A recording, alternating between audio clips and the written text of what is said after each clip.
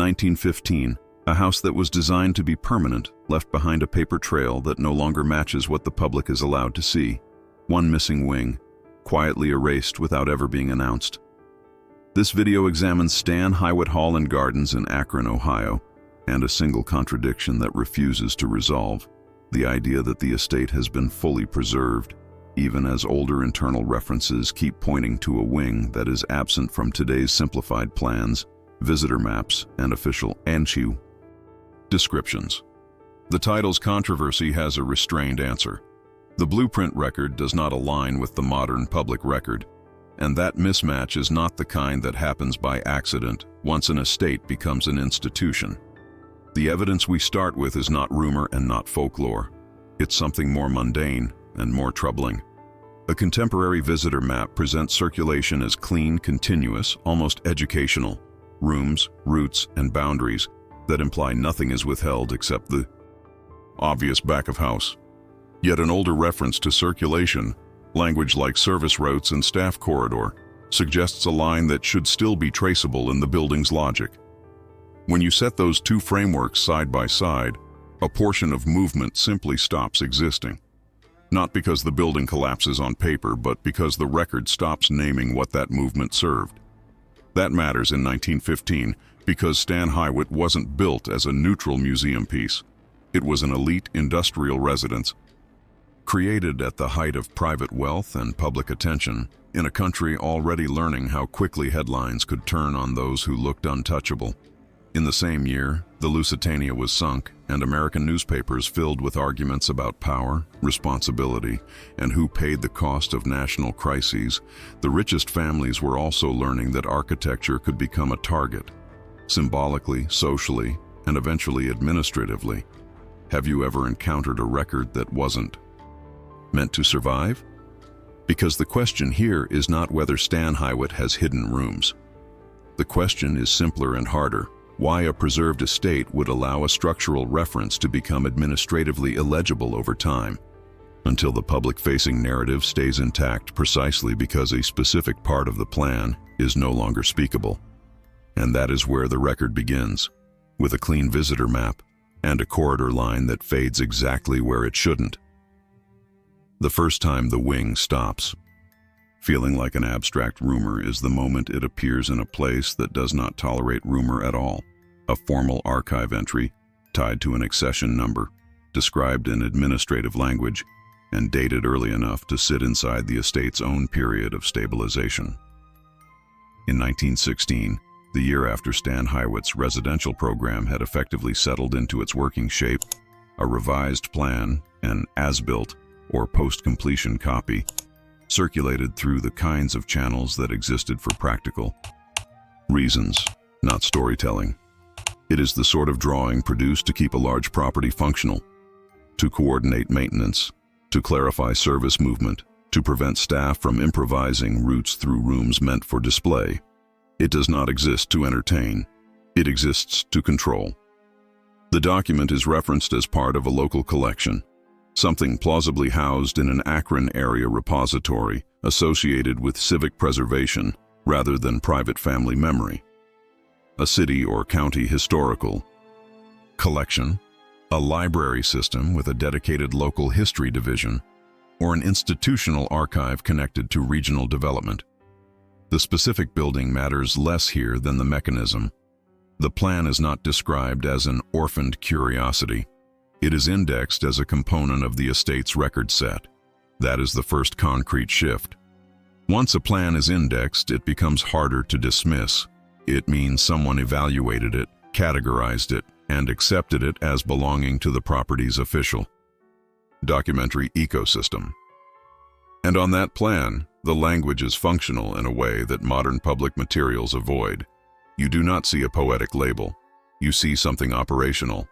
North Service Wing, Annex, Staff Passage. Not an architectural flourish, but a designation that assumes routine use. The most revealing part is not even the line work. It is the vocabulary. A space is not merely drawn, it is assigned a purpose, a circulation role, an internal logic. That is what creates the clash with the contemporary visitor map. On the map, public movement is choreographed for interpretation. Rooms presented as a coherent narrative of American industrial wealth. On the 1916 plan, movement is choreographed for work, how the property is actually kept alive. When you place the two side by side, the discrepancy is not subtle. The public-facing plan treats the house as a complete story with a clear perimeter. The 1916 plan treats it as a machine with internal arteries, routes that bypass display. Rooms, corridors that keep labor invisible, passages that allow the estate to operate without disrupting the image it presents. And in one segment, the working logic implies an extension, an operational wing, whose naming does not survive into the estate's simplified public geometry. What makes it stranger is how early the plan applies controlling language. The wing is described in terms that anticipate restricted circulation, service, staff, sometimes phrasing that carries an implicit boundary. Not for guests, not for interpretation, not for the house as a public idea. In a modern museum, we expect staff-only spaces.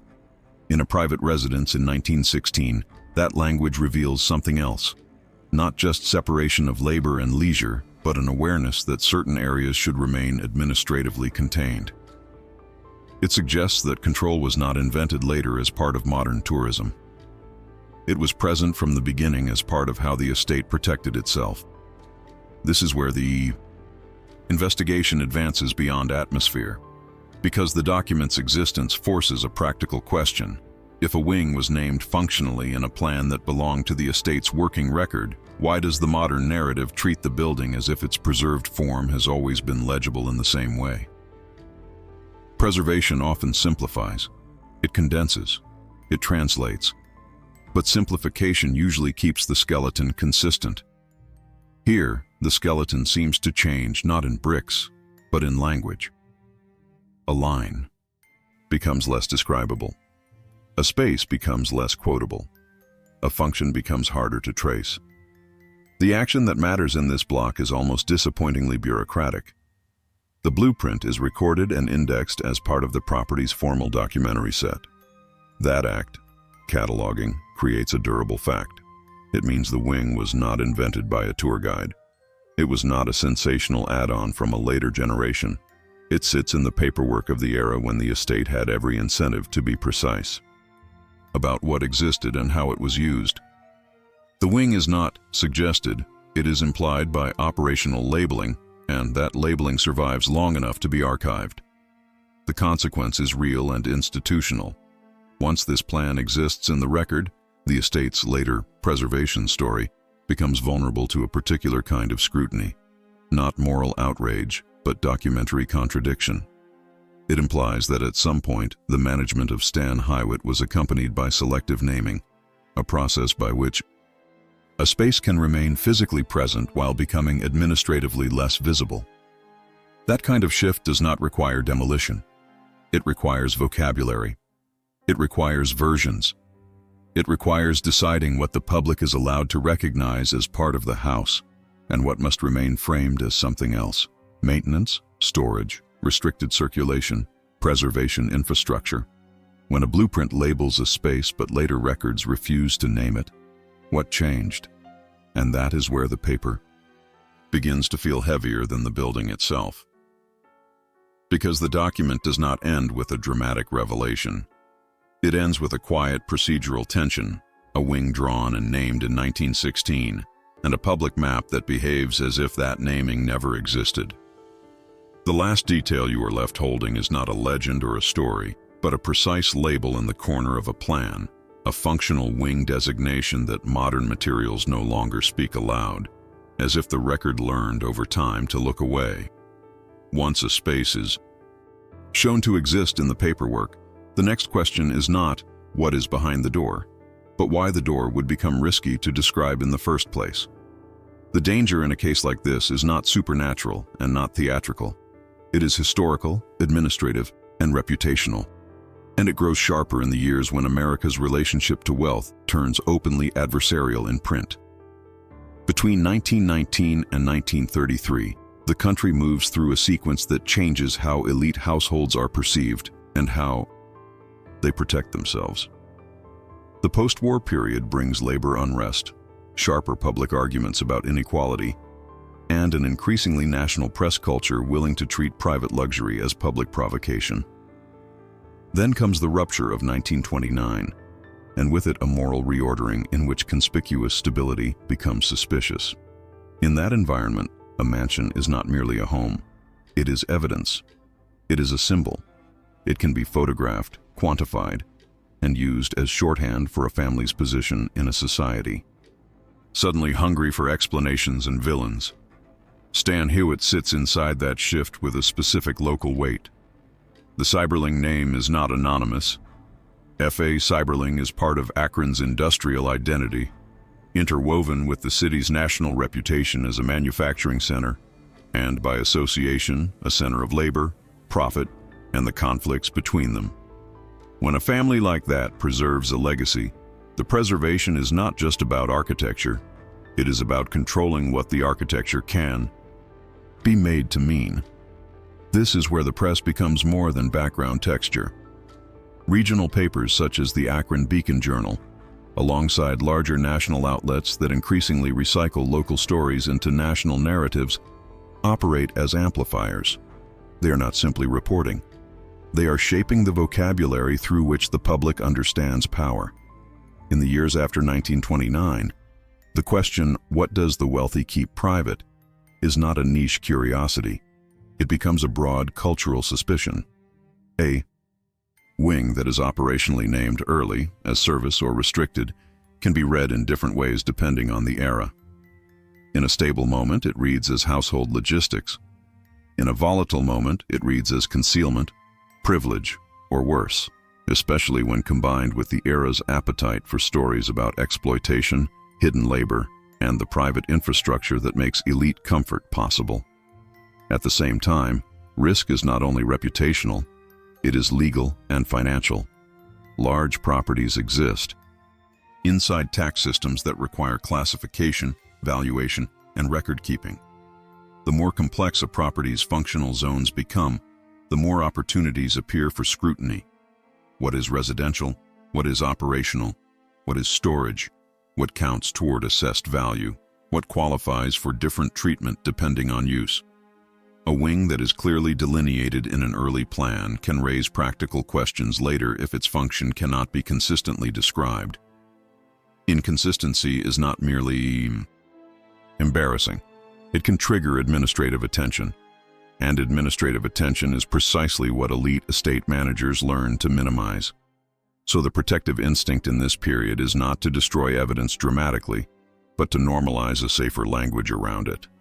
The mechanism is subtle because it has to survive paperwork.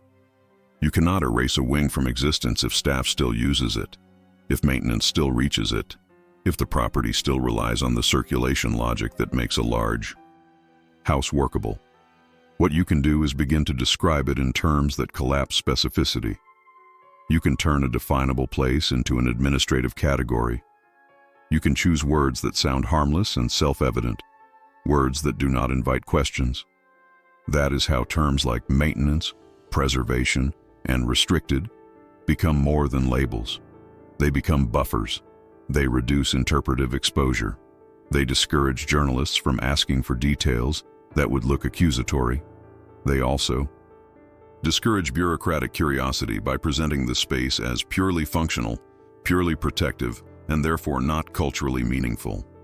In a period when reputations are fragile and philanthropic alliances can be damaged by a single bad framing, that linguistic buffer is a form of asset protection, and the separation between house and operations becomes critical. Elite estates have always relied on that separation, but in a period of heightened scrutiny, the separation becomes tighter. Less descriptive, more institutional. The house becomes the narrative, the rooms, the aesthetics, the cultural lineage. The operations become a necessity that should not be narratable in detail. What began as a practical boundary can turn into an ideological one, not merely staff only, but not part of the story. The action that matters here is again concrete and administrative. The adoption of documentation routines that prioritize neutral terminology and reduce sensitive description. This can appear in how logs are kept, how internal maps are redrawn for different audiences, how indices are structured, and how files are titled so that retrieval requires a key only insiders possess. It is not an act of panic. It is a professionalized reflex. To keep the estate legible enough to operate, but not legible enough to invite outside interpretation. The consequence is the kind that quietly persists for decades. In this era, an inconsistency is not a minor archival flaw. It is a compound. Risk. It can be tributary because classification and valuation depend on stable descriptions. It can be reputational because a reporter does not need certainty to write a damaging story, only a plausible contradiction. And it can be institutional because once an estate begins to shift its language, the language becomes habit. The safest vocabulary becomes the most repeated. The most repeated becomes the official memory. By the time you reach the early 1930s, the environment has trained elite managers to treat specificity as exposure. A wing can still exist in the building's bloodstream, while slowly becoming less distinct in the files that outsiders might read.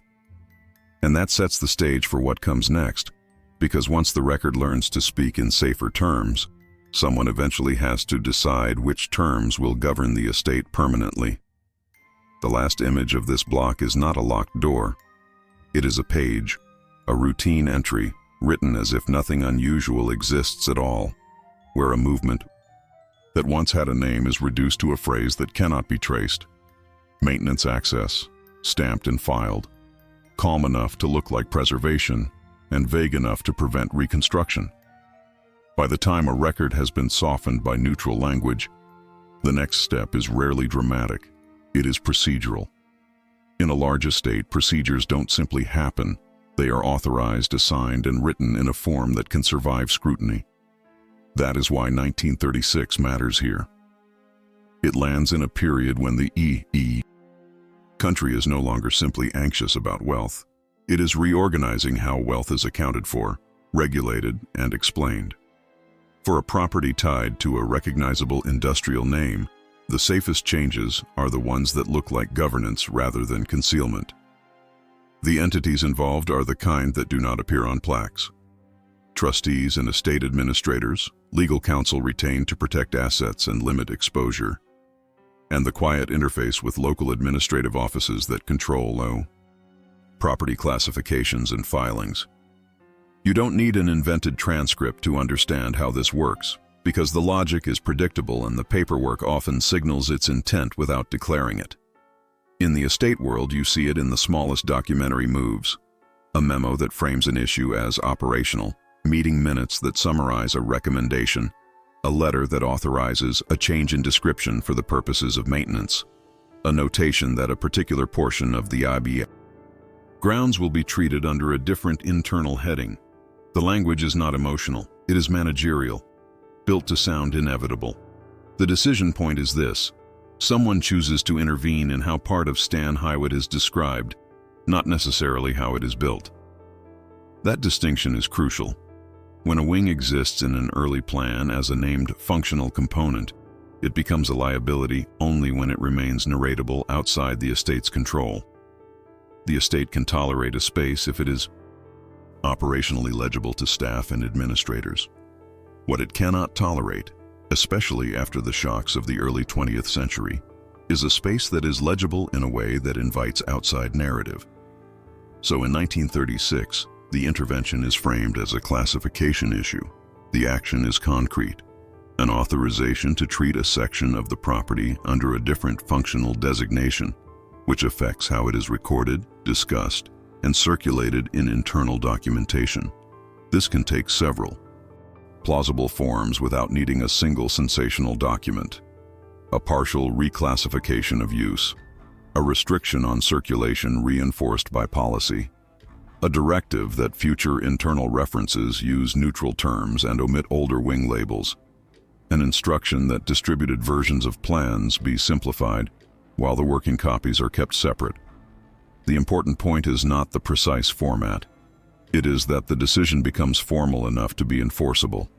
Once the estate adopts that posture, the House stops being described as a pure residence in documentary practice and develops a dual identity: residence plus operational zone. In earlier years, that duality could exist casually. Everyone understands that staff routes exist. In 1936, it becomes administratively codified. That means the wing can begin to exist as a bureaucratic category rather than a narratable space. It is no longer the North Service Wing in a way that can be quoted. It becomes restricted section, maintenance, access, or another term that is functionally true and narratively sterile. The consequence is real and irreversible. From this point forward, the wing's survival depends less on architecture and more on governance. A physical corridor can persist for centuries, but if the record that describes it is disciplined into vagueness, then public knowledge will not be able to reconstruct it.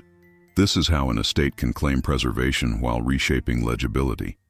Preservation protects surfaces and layouts. Legibility protects meaning. In 1936, the estate's administrators choose meaning management over completeness, and that choice carries an institutional consequence that matters beyond reputation. Once a portion of an estate is categorized as operational rather than residential narrative, it can be treated differently in filings, in assessments, and in the way external inquiries are answered. Questions become deflectable without lying. That area is not part of the tour. That section is maintenance. That space is restricted for preservation. Each statement can be true and still function as a barrier against reconstruction. It allows the estate to remain cooperative while keeping the record from becoming a full chain. This decision also changes how future staff and future custodians inherit the property. New administrators do not need to know why a space was renamed. They only need to know the rule. The rule becomes tradition. Tradition becomes policy. Policy becomes the shape of the archive. The block ends with something simple, the kind of object that can sit in a file folder and quietly govern decades. A short 1936 authorization line in administrative language, an instruction that a portion of the estate will be treated under restricted operational designation, and the implication that the next documents you see will no longer call the wing by the name it once carried. A decision becomes real only when it changes what people can physically do and what the paperwork can truthfully say. That is why the years 1937 to 1938 matter in this sequence. They represent the point where the intervention stops being a posture and becomes a set of practical modifications, small, defensible, easily described as preservation, but powerful enough to change how a wing can be known. The entities are not glamorous, and that is exactly the point. You have the estate's maintenance operation, staff tasked with keeping a complex property functional, and you have local, professional functions, an architect's office or engineering consultant engaged for updates, repairs, or reworking circulation. The record in estates often names firms or roles rather than individuals, and it is precisely through those roles that changes are normalized. When an alteration is routed through maintenance, it becomes a matter of care rather than intent. When it is routed through preservation, it becomes a virtue rather than a question. The alteration in this case does not require a story about demolition. It requires an adjustment to access and description. In 1937-1938, the action is concrete. The wing is sealed, renumbered, or redescribed in the estate's internal documentation.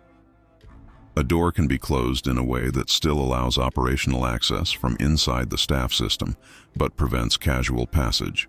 A corridor can be reclassified as storage access. A functional label can be changed in a maintenance log so that future references do not match earlier plan. Vocabulary. A map can be redrawn for internal distribution with the wing's designation collapsed into a neutral zone. Preservation, storage, restricted section. The change becomes visible in documents that are designed to survive routine. Revised plan copies, updated use and maintenance logs, internal route diagrams, and the versions of maps that are distributed for staff coordination rather than architectural truth. This is where the missing wing stops being an oddity and becomes a A. Practice. The estate doesn't need to erase lines from every plan. It only needs to ensure that the versions most likely to be circulated outside the tightest administrative circle are simplified in a consistent direction. What makes it disquieting is the rhetorical mask. The change appears under the banner of care. The language of preservation suggests protective intent, and in many cases it would be protective. But here, preservation functions as a cover for legibility management. A sealed 2. Doorway can be justified as safety. A renamed corridor can be justified as operational clarity. A removed label can be justified as simplification for staff training. Each step can be rational. Together they transform a space into something that exists without a stable story. The consequence is not just that the public loses access. It is that the wing loses its original private meaning. Whatever that meaning was, logistical, operational, perhaps simply a feature of elite domestic management, it becomes unquotable. The wing becomes an area rather than a place. It becomes a necessity rather than a room. And when a space becomes a necessity, it stops inviting narrative. That is how you get an existing space with no explainable history. A physical reality held inside a category designed to prevent interpretation. The institutional effect is immediate. Once the alteration is embedded in logs and revised internal plans, later custodians inherit a record that already assumes the wing should not be spoken about precisely. The estate can still function, staff can still move, maintenance can still happen. But any outside reconstruction becomes nearly impossible because the chain of description has been interrupted deliberately through neutral reclassification. This is where the investigation advances in a measurable way. The case is no longer about a mismatch between one plan and one public map.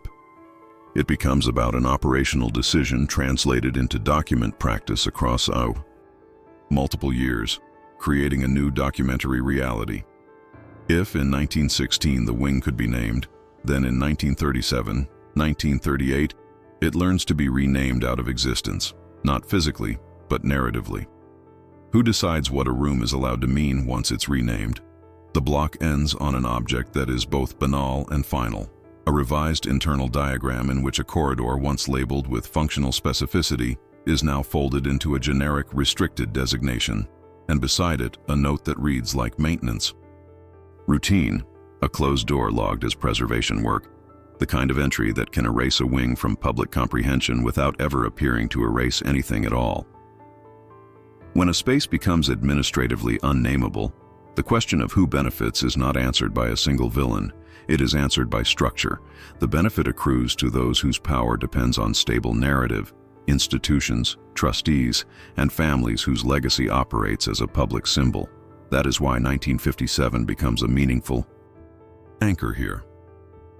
It sits in the period when many American elite properties are being reframed, explicitly or implicitly, as heritage assets, with governance structures that protect them from the volatility that once threatened them.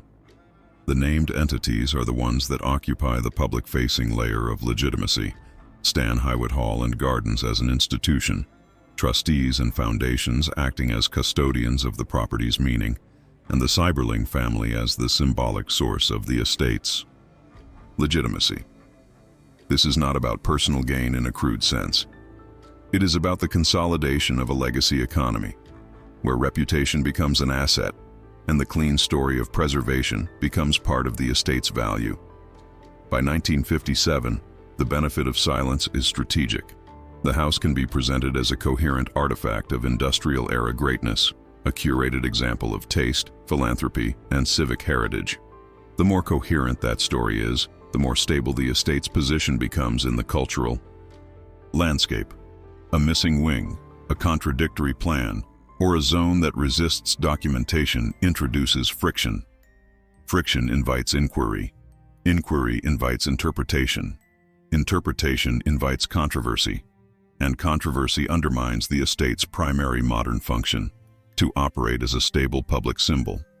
The action is concrete and institutional. Governance is formalized or reinforced in a way that keeps ambiguous zones internal. This can occur through policy without needing a dramatic headline.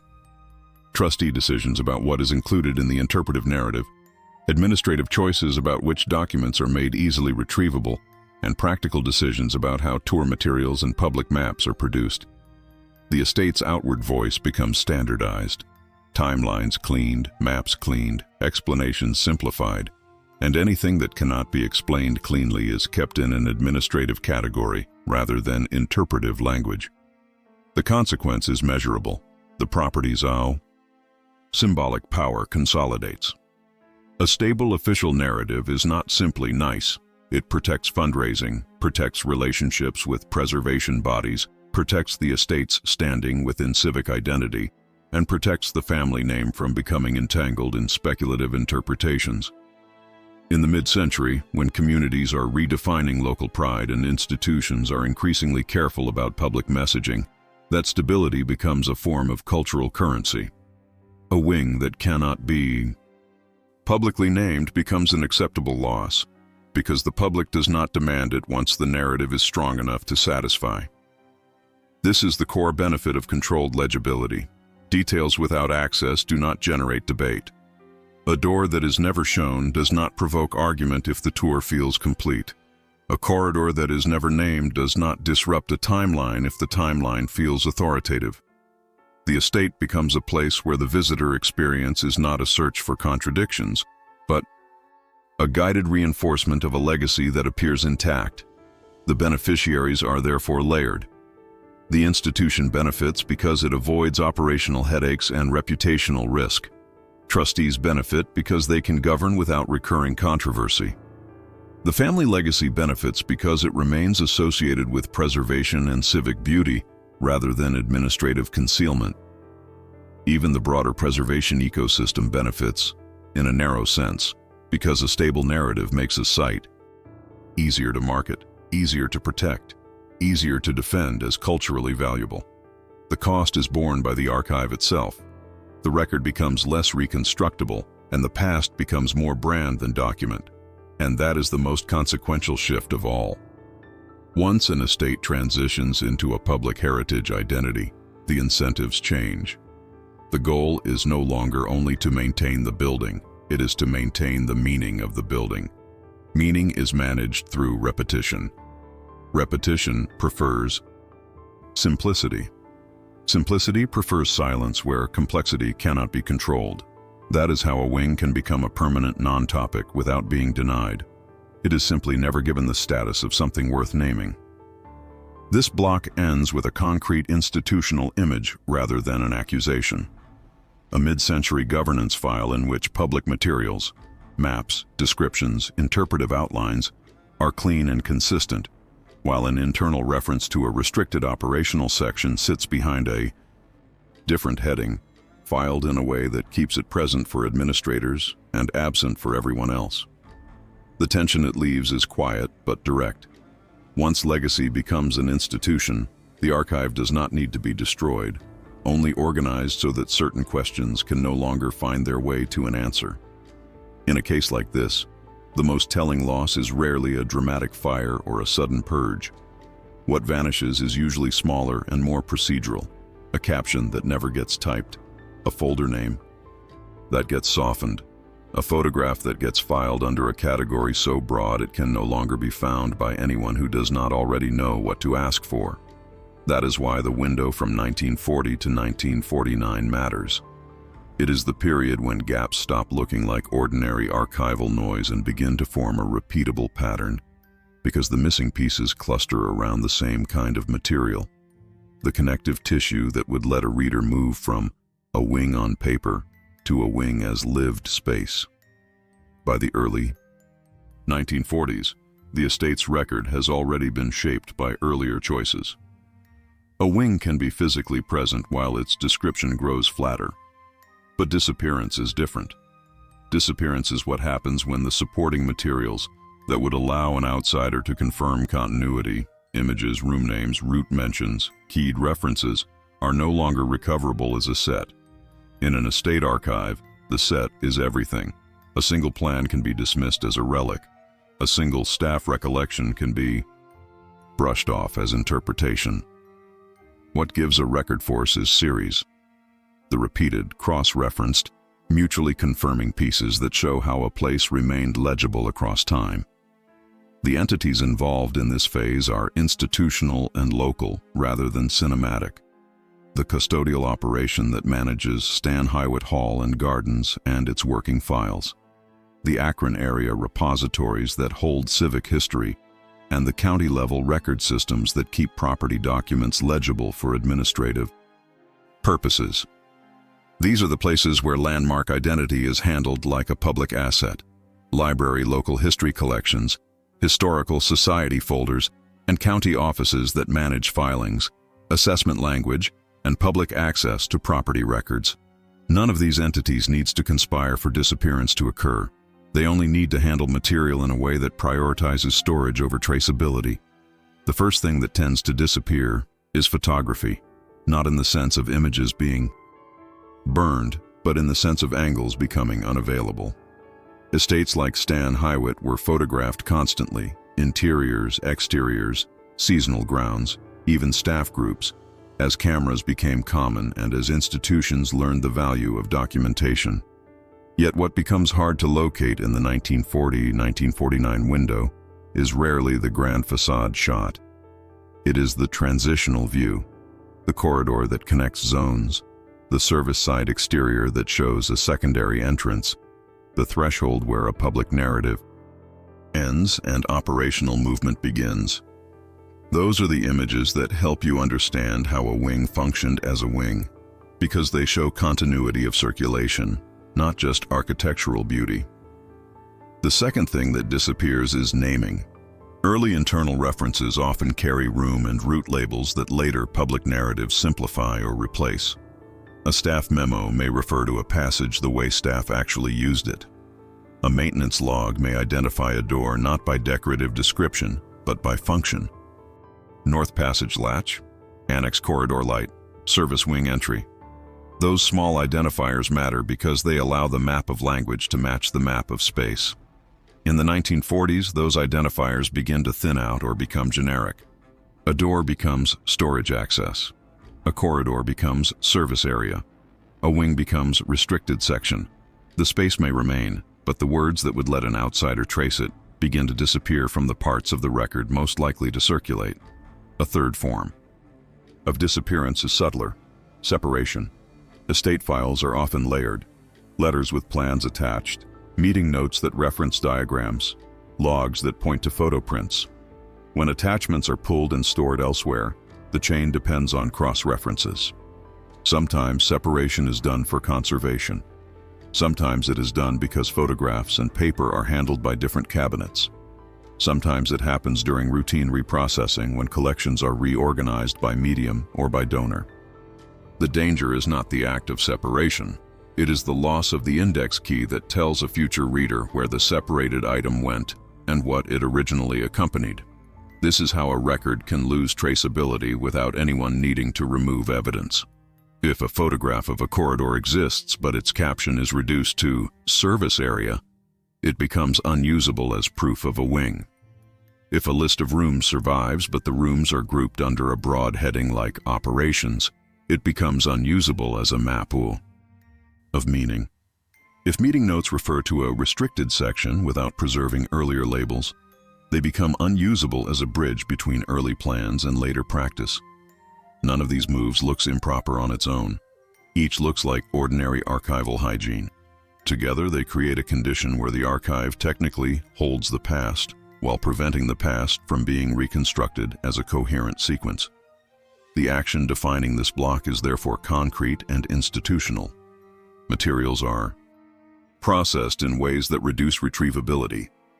Photographs are separated from descriptive notes. Items are reclassified into broader folders whose titles flatten specificity. Records that once sat together are split across categories without a reliable indexing system that would allow a future reader to recombine them. The difference between preserved and recoverable becomes decisive here. Preserved means the paper still exists. Recoverable means the paper can still answer the question it once addressed. The consequence is measurable, and it changes what can be proven.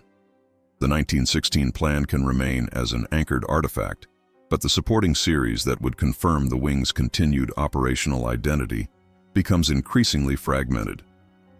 For a researcher, that produces a particular kind of dead end. Not a refusal, but an inability to establish chain. The trail stops not at a locked door, but at a catalog entry that yields dozens of irrelevant results and no keyed link back to the plan. Meanwhile, the estate's public story remains stable because stability does not require chain. It requires repetition, and this is why disappearance is so effective. A denial can be contested. A missing set cannot. No one can prove what they cannot retrieve, and institutions understand that over time. Once a landmark becomes part of civic pride, imperfection in the archive becomes tolerable, even normal, as long as tours run and the narrative remains stable. The last image of this block is mundane, but it is exactly the kind of mundane detail that decides whether history can be reconstructed. A photo print in a 1940s collection sleeve, labeled only Maintenance Corridor, with no room key, no directional note, and no cross-reference back to the plan where that corridor once carried a functional name, an image that survives, but no longer knows what it is showing. Once the supporting series becomes fragmented, inconsistencies stop being anomalies and start behaving like artifacts of process. The contradiction is no longer only between a wing that appears in early plans and a public map that refuses to show it. The contradiction begins to surface inside the administrative layer itself, where stamps, signatures, and valuations are supposed to preserve order. That is why a date like 1941 matters. In county and institutional paperwork, 1941 sits in a period when record systems are mature enough to standardize documentation, and standardized systems can be used to normalize ambiguity. The named entities in this phase are the ones that translate physical property into administrative reality. The county-level functions that handle assessment and filing, the institutional archive that maintains building-related documents, and the broader system of fiscal and architectural record-keeping that treats large estates as both private assets and taxable objects. For Stan Hywet in Akron, that administrative ecosystem points toward the kinds of Summit County offices that manage property filings and assessment language, and the custodial structure within Stan Hywet Hall Gardens that decides what counts as interpretive history versus operational paperwork. The inconsistency begins with a clash of timestamps. A plan dated 1916 can survive as an as-built reference. Buildings are maintained, drawings are copied, and sheets are sometimes reissued to staff and contractors. But then, on a later copy or on a related sheet, a stamp appears. 1941. It may be a revision stamp, a filing stamp, or an internal approval mark that suggests the document was reprocessed, revalidated, or repurposed. On its own, that is ordinary. The problem emerges when the 1941 mark is paired with language that does not belong to the 1916 document's original descriptive world. The sheet still carries the old line work, but the labeling around the disputed area has been disciplined into neutrality. That shift matters because in a record system, labels are not decoration. Labels determine how a sheet is routed, who is allowed to request it, and what other documents are expected to match it. If a 1941 stamp appears on a copied sheet but the sheet's legend no longer matches the estate's earlier internal language, then something happened in the process of reissuing the record. The drawing did not simply age. It was made to speak differently. And when a document is made to speak differently under a later stamp, the stamp does not merely certify the paper, it certifies the new vocabulary. This is where signatures and approvals become more telling than narrative. In large property files, approvals often appear as repeated patterns: initials, signatures, office stamps, routing notations. The inconsistency described here is not a forged autograph in the cinematic sense. It is a displacement, an approval pattern that shows up on documents that should not share a workflow. An identical initials block appearing on both a plan revision and a filing that by function should have required different review. A routing stamp that treats a sheet like a routine maintenance update even though the sheet carries an older plan's most sensitive implication. These patterns do not prove intent on their own, but they show how administrative machinery can compress difference into sameness. Even small administrative details can carry the mismatch. Sheet numbering is supposed to be one of the most stable parts of architectural documentation because it is how sets remain coherent. If an index references Sheet 3A or an annex sheet, but the set available in later folders jumps from Sheet 3 to Sheet 4, the absence may be explained away as loss, but the absence becomes harder to ignore when it aligns with the area of dispute. Service routes, staff passage, the very portion of the estate that earlier paperwork names more precisely. A set can lose a sheet through routine mishandling, but an institution can also learn that missing sheets are a kind of protection. Missing sheets create uncertainty without requiring denial. A second inconsistency appears when valuation language is compared with functional description. Estates are assessed and classified, and in periods of administrative tightening, the difference between residential space and operational space can matter financially. If a section of a property is framed as purely operational, maintenance access, storage, restricted service, then it becomes easier to treat it as background rather than as a meaningful addition to the estate's footprint. The discrepancy that matters here is the gap between what a space appears to require in upkeep and circulation and what the valuation language suggests it contributes. Neutral labels can reduce interpretive pressure, but they can also reduce the clarity by which footprint and function should be evaluated. That creates a legal and financial consequence that is not speculative.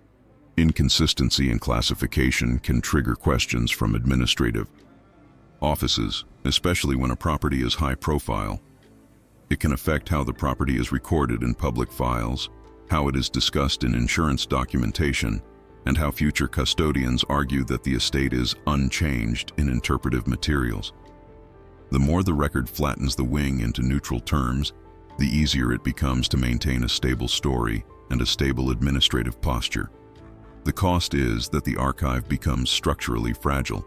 It can be cited, but it cannot be followed cleanly. The action anchoring this block is therefore concrete. Administrative language is used to cover specific decisions, and approval artifacts are reused in ways that make the origin of those decisions harder to isolate. A 1941 stamp can legitimize a revised copy without requiring the revision to be described in plain terms. A generic label can legitimize a narrowed description without explicitly acknowledging what earlier labels implied. A repeated approval pattern can legitimize the routing of a document while making the document feel like routine. The consequence is institutional and long-term. The history becomes quotable but not verifiable in sequence. You can cite that a wing appears in early plans. You can cite that later paperwork treats an area as restricted. But you cannot cite the transition as a clean chain, because the record system has made the transition feel like maintenance rather than a definable moment. That is exactly the kind of inconsistency that protects institutions from inquiry. The contradiction exists, but it cannot be assembled into a single, easily publishable proof. This is also the moment when the investigation stops being about a missing wing and starts being about a record system that has learned to defend itself. If you read archives as isolated pages, these contradictions look like harmless errors. If you read them as systems, they look like outputs: repeated neutralization, repeated simplification, repeated certification. The estate does not need to destroy its past.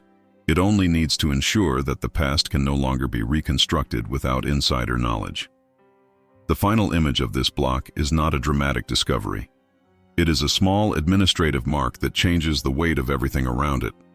A 1941 revision stamp pressed into the corner of a copied sheet where the earlier plan's specificity is still faintly legible, and beside it, a later notation that reduces the same area to restricted maintenance access, leaving the document dated, certified, and quietly dangerous if anyone in the wrong context ever decided to read it as more than routine. Risk is often described as an emotion, but in the mid-1940s, it was an instrument. It could be measured in headlines, in funding, in alliances, and in the speed with which a name could be redefined in public. That is why 1946 is the anchor in this block. The war has ended, the country is renegotiating power and legitimacy, and the press culture that helped build national myths is now eager for stories that expose hypocrisy inside the symbols of wealth. The named entities that make this risk concrete are not abstract. The national press ecosystem that can turn a local contradiction into a national narrative. The philanthropic and social circles that rely on stable reputations. The elite real estate market that depends on trust and prestige. And at the center of this particular case, the cyberling legacy tied to Stan Hywet Hall Gardens in Akron. In a post-war America where people are returning to civilian life and asking what kind of society they are rebuilding, symbols become targets not because they are illegal, but because they are persuasive. If a symbol appears curated, then the people who benefit from it can be framed as curators of their own innocence. If the missing wing were merely an architectural curiosity, it would not matter. What makes it volatile is what it can be interpreted to suggest once the public is primed to scrutinize privilege. A wing that appears in an early plan, then becomes administratively unnameable, invites questions about what was kept separate, what was protected from view, and what the estate's public story omits. Those questions do not need a proven scandal to cause damage. They only need a plausible contradiction, because public narratives do not require court-level proof to become sticky. They require a hook that feels true. The post-war moment intensifies that vulnerability. In 1946, people are alert to hidden systems. Rationing has trained the public to think about logistics. Wartime reporting has trained audiences to read between official statements and real operations. At the same time, social structures are shifting. Symbols of concentrated wealth can be reinterpreted quickly, especially when tied to industrial fortunes that once appeared untouchable. A journalist does not have to accuse anyone of a crime to write a damaging piece. A journalist can simply ask why the paperwork says one thing and the official narrative says another, and then let the silence become the most quoted line in the story. Philanthropic networks amplify this risk because reputation is their currency. Estates like Stan Hywet exist inside a web of boards, donors, civic partnerships, and social legitimacy. If a landmark becomes associated with suspicion, the suspicion does not stay confined to the building. It touches the people who sponsor it, the institutions that endorse it, and the city that claims it. Even if the truth is mundane, the optics can become corrosive. Once a question is public, every refusal to answer can be framed as confirmation, and every neutral phrase can be framed as evasion. The legal and financial dimension is equally sharp. Property classification and taxation are never far from public debate, especially after a war that expanded government reach and reshaped public expectations. If a property's paperwork suggests that a portion has been reclassified into operational language, or if valuations appear inconsistent with footprint and function, that can invite administrative curiosity. Even when there is no wrongdoing, the cost of inquiry can be high. Additional inspections, requests for clarification, disputes over classification language, reputational fallout from the mere fact of review. In an era when institutions are rebuilding and public trust is sensitive, the appearance of evasiveness can be as damaging as an actual finding. This is where the estate's response becomes a strategy rather than a reaction. The action in this block is concrete and it is about containment. Narratives are simplified in public materials. Access is controlled in physical movement and in documentation. The vocabulary used across public and administrative communications is disciplined toward neutral terms that discourage reconstruction. A simplified visitor map does not lie, it omits. A tour script does not deny, it redirects. A staff policy does not erase history, it restricts what can be asked and answered without escalation. Containment also works through information design. The public is shown enough detail to feel satisfied, but not enough to compare. A map emphasizes iconic rooms and the estate's aesthetic story.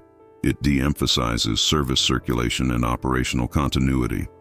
Photographs distributed publicly focus on curated interiors and formal exteriors. Transitional spaces, back corridors, and threshold points are treated as irrelevant. In a system like this, the wing does not have to be hidden from the building. It has to be hidden from the public's ability to build a chain. And containment works through social signaling. When a landmark is presented as a heritage symbol, and philanthropic circles reinforce that presentation, alternative interpretations can be framed as unserious or disrespectful. That framing matters in 1946, when communities are eager to stabilize and celebrate continuity after disruption. A local landmark becomes a civic comfort object. Questioning it can be treated as an attack on civic pride. That does not prove anything about the wing, but it does reduce the number of people willing to keep pushing once answers become vague. The consequence is real and enduring. Silence stops being defensive and becomes the default operating mode. What can be said hardens into the only circulating version, not because it is fully documented, but because it is repeated by every official channel. Over time, repetition becomes authority. Authority becomes memory. Memory becomes the public reality of the building. The wing, meanwhile, becomes an administrative non-topic, present enough to require internal handling, absent enough to avoid public debate. This is the point where the investigation starts to feel less like a search for a hidden room and more like an audit of how institutions protect symbols. The risk is not only that a wing exists. The risk is that the record could allow outsiders to argue that the estate's preserved story is a curated story. Curated stories are not inherently wrong, but in 1946 they can be framed as dishonest if the public feels excluded from what the paper implies, and dishonesty is a faster headline than nuance. The block ends with a concrete image of that risk becoming operational. A press clipping folder kept separate from technical drawings, a visitor brochure revised to emphasize continuity, and a request policy that routes questions about restricted areas into a single neutral answer. The last thing you see is not a scandal breaking, but a drawer being closed, quietly, while the paper inside remains capable of causing trouble if anyone ever pulls it out, and while the institution learns that repetition is safer than explanation. By the late 1950s, the most durable form of concealment is not denial. It is routine. Once an institution repeats the same neutral vocabulary long enough, that vocabulary stops sounding like a choice and starts sounding like the only responsible way to speak. That is why 1958 is a useful anchor for normalization at Stan Hywet. It is the kind of year when a historic site is no longer simply a large private house with custodial staff. It is an operating institution with procedures, approved scripts, controlled routes, and a public narrative that has to be repeatable without improvisation. The named entity at the center remains Stan Hywet Hall Gardens, but the decisive actors in this phase are less visible: the site's records office, the people shaping interpretive materials, and the administrative systems that translate a complex estate into something a visitor can understand in an afternoon. In Akron, that public-facing layer also lives beside county-level conventions, Summit County filing language, assessment terminology, and the routine categories used to describe property features without inviting interpretations that are difficult to manage. The estate is still physically the same house, but it is now also a machine that produces a consistent version of itself. The mechanism is not one dramatic act. It is a pattern that becomes policy. Tour brochures, visitor maps, and interpretive summaries begin to rely on a template that must satisfy two demands at once: completeness for the guest and safety for the institution. The template favors rooms that reinforce legacy and roots that feel whole. Anything that complicates the story is translated into a category rather than a description. By 1958, that translation has hardened into repetition: maintenance, preservation, restricted, service. These words do not technically lie. That is their strength. They describe real functions while refusing to name the reasons a space is treated differently. The action in this block is concrete and bureaucratic.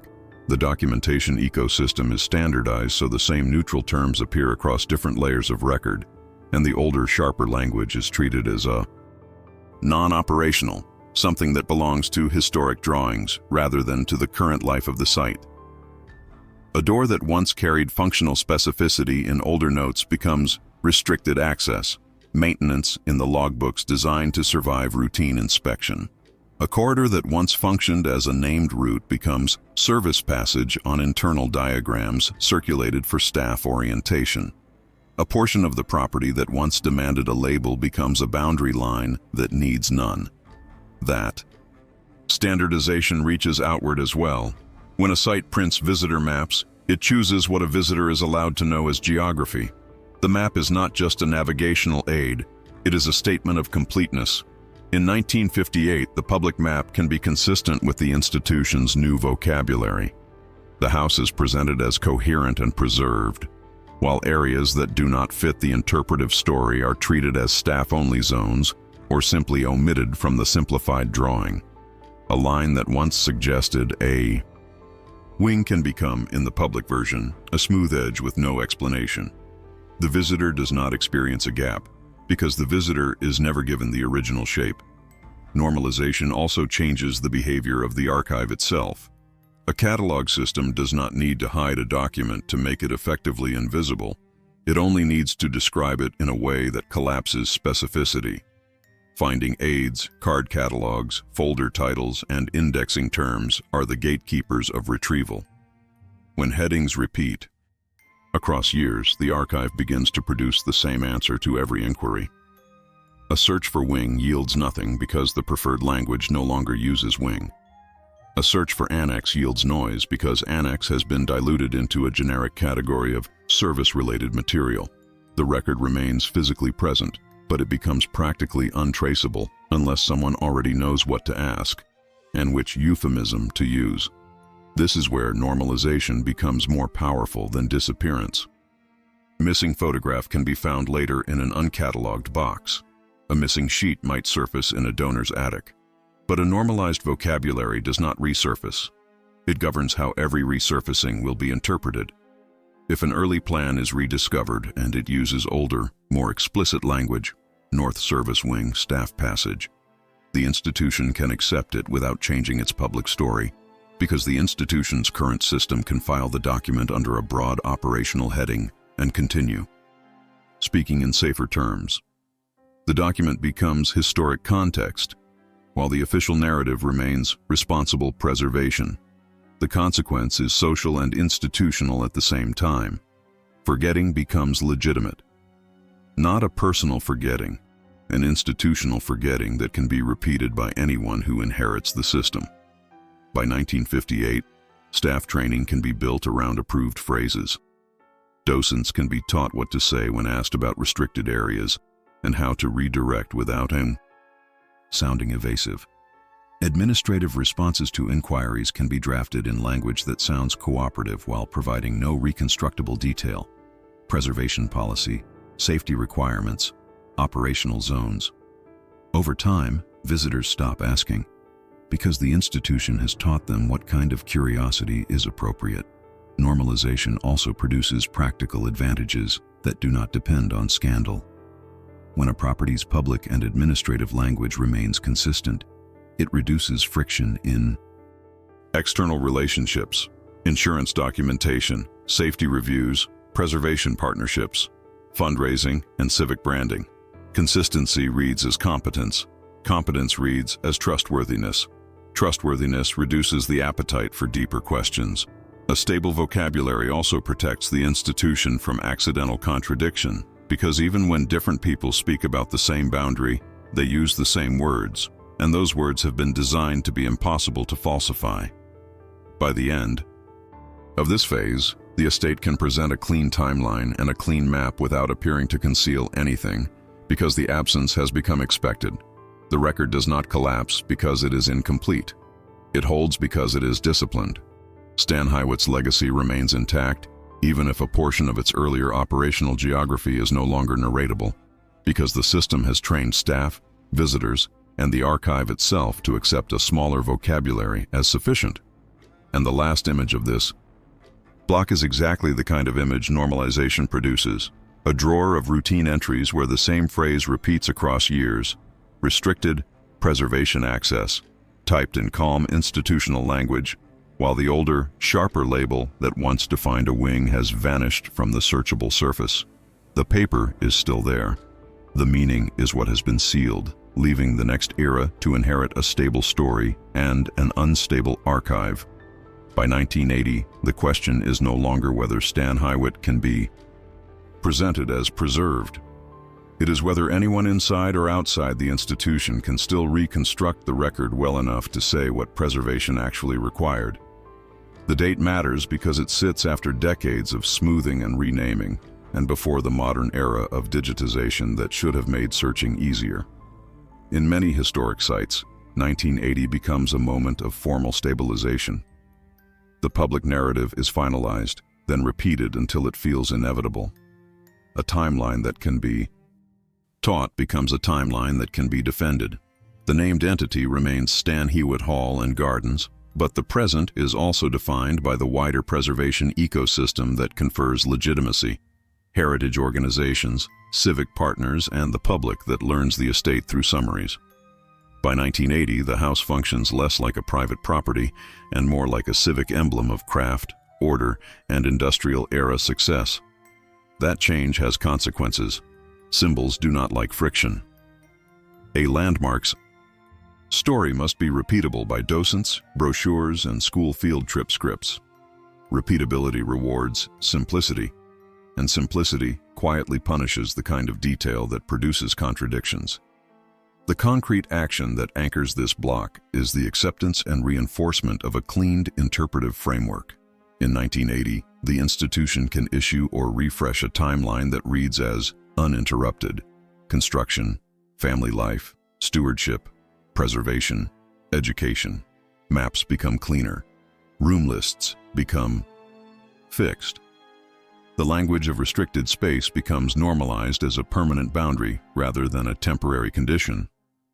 What once might have been described as an annex or a service wing in older paper becomes, in public language, either unnamed or absorbed into a generic explanation. Operational areas, preservation support, staff routes. That action is not only rhetorical, it reshapes how documents are handled. When an institution publishes an official diagram, it creates a reference point that later materials must match. When it prints a guide map for visitors, it implicitly declares that everything relevant is visible on that map. When it maintains a docent handbook, it builds a vocabulary that becomes policy. Which terms are used, which are avoided, and which questions are treated as outside interpretive scope. In 1980, a revision of these materials can silently lock in decisions made decades earlier, not by arguing for them, but by treating them as normal. In practical terms, the archive is asked to behave differently. It is no longer enough to keep paper safe. It must keep the story stable. That is where earlier normalization pays off. If the catalog has been trained for decades to collapse specificity into broad operational headings, then the archive can appear orderly while remaining unhelpful to anyone trying to reconstruct chain.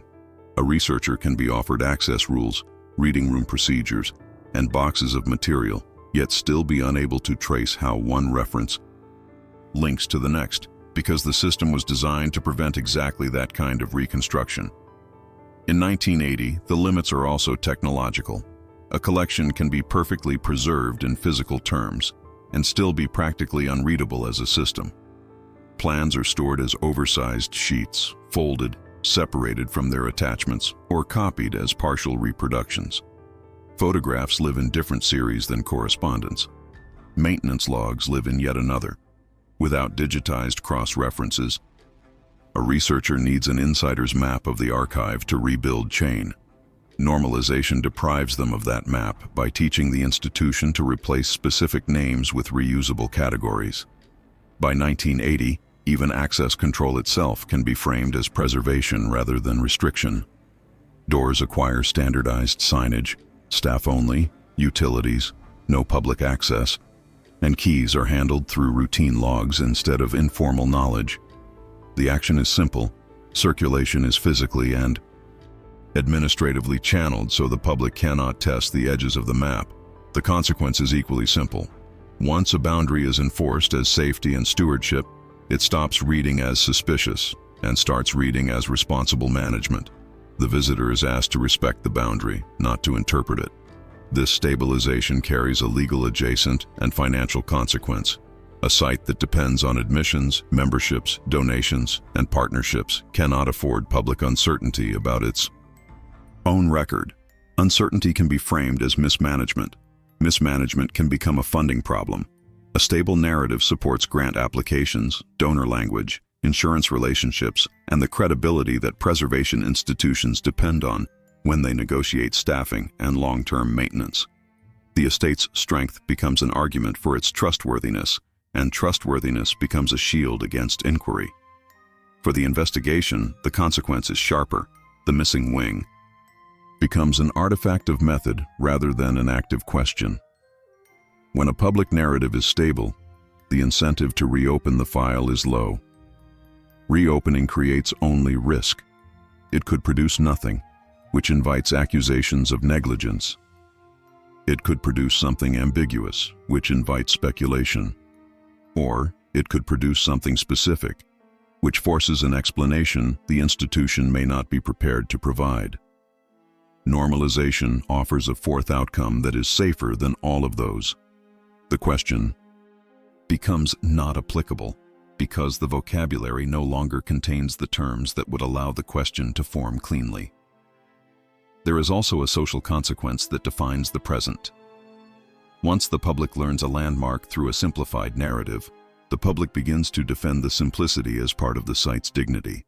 Questions about gaps can be reframed as distractions. Visitors who notice inconsistencies are often guided back toward what the institution prefers to teach: craftsmanship, family legacy, industrial history, the comfort of continuity. A place built to impress becomes a place that teaches the public to accept that some details are not theirs to know, and yet the record keeps leaking in small ways because paper does not always obey narrative. A plan survives in a local collection. A stamp in a county file does not align cleanly with the interpretive timeline. A maintenance term repeats too consistently to be accidental. These are not sensational revelations. They are persistent mismatches between what exists and what can be said. By 1980, the institution is strong enough that the mismatches do not threaten it. That strength is precisely what allows the mismatches to remain unresolved. So the present is defined by posture. Stan Hywet's story functions. Tours run. Brochures circulate.